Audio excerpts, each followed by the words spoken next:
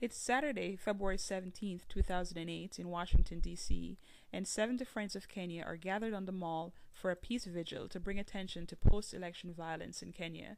VoxUnion Media presents a few of those voices. For more audio from this event, visit voxunion.com. What's your name? My name is Sarah Puriso. And you are from Kenya? Yes. And why are you here today? I'm here because we want peace. And peace, that's the main reason why you're here. And is your family directly affected by what is happening in Kenya? Not directly, but in one way or another we are all affected. You know, friends, neighbors, we've been affected, and the problem surrounds all of us.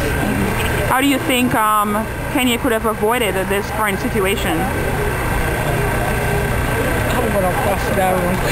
Oh, okay. And how is your family there coping with what is happening?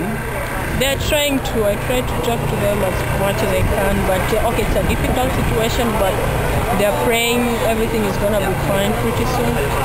So we are hoping the mediation people are gonna come out with a solution. All right. Well, thank you very much. And what is your name? My name is Valerio. I'm Italian.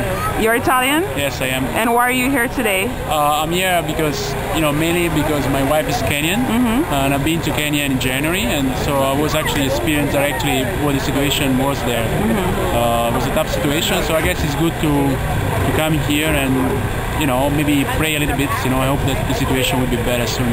Right. And what do you think Kenya could have happened in Kenya that would have made the outcome different? I think that is a very tough question, right? I guess maybe more transparency during the election process. Maybe that's, I guess, would have helped. Okay. Could you envision this happening in Italy?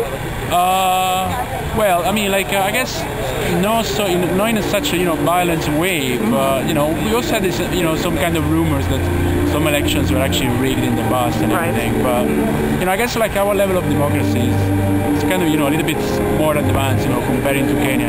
Since actually at the end of the day, Kenya is still a kind of young democracy. Right? Okay. And your wife is shaking her head. You don't agree? I don't agree with that. Why not?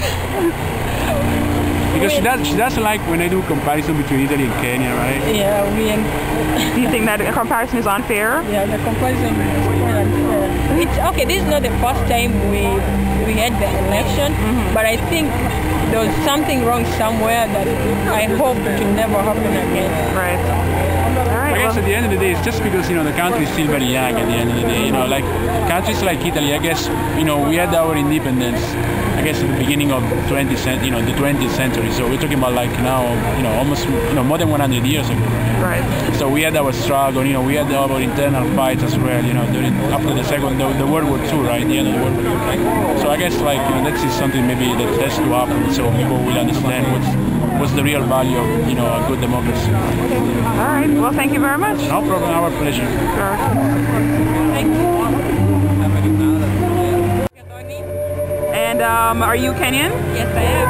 And when was the last time you were there? Last year. Wow. Yeah. So you were there for the election? Yes, I was. What was it like? The actual voting was very peaceful. It was a lot of, I think, the largest voter turnout that's ever been in the country. And that was a great achievement. And just the fact that a lot of people came out to vote, and that it was peaceful during the process and during the wait as well. Are you surprised that of the outcome of what we're having right now, the violence and the fighting? I'm not surprised given how the event turned out. I'm just saddened more than anything else. Do you think there's anything that the government could have done to avoid the current outcome?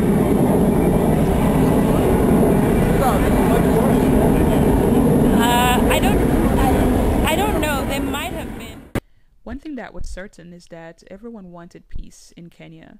For more audio and other voices from this event, visit us at voxunion.com. The poet Anna Malago was also there. Here's what she said. but I still believe in Africa, and I'm proud to be an African, because even though my continent has been marred by civil wars, ethnic wars, tribal wars, and HIV and AIDS is killing my people in masses, while the world watches and the media shows with no remorse. Please, do not let the media fool you, because to them, news is only when it bleeds, it reads. But I'm not going to abandon my people, and I am not going to disown my ancestors, no matter what they say, I am not going to deny my race. Instead, I have chosen to stand up for Africa. I have chosen to defend my history, protect my land, eliminate the perpetrators and their wickedness, and declare peace in the name of justice.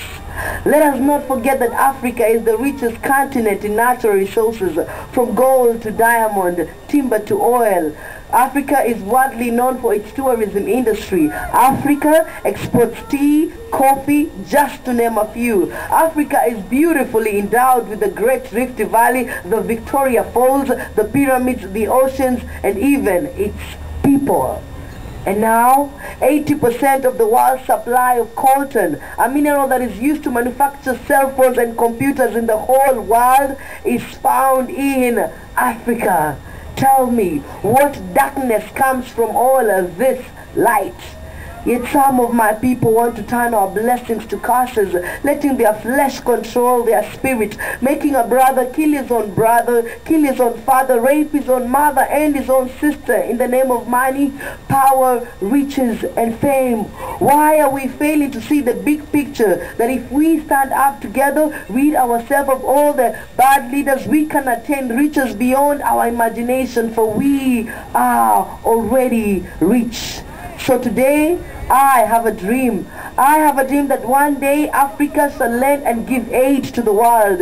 And I have a dream that one day we shall find a cure to HIV and AIDS and rid our continent of this dreaded disease. And I have a dream that one day our children will teach the Western children our culture instead of it being vice versa. And I have a dream that one day all the African heads of state will come together, speak in one voice, and together form and create one country, one continent, the United States of Africa. Kosisigileli Afrika, malupakan Yiswa upundal wayo, Yiswa imit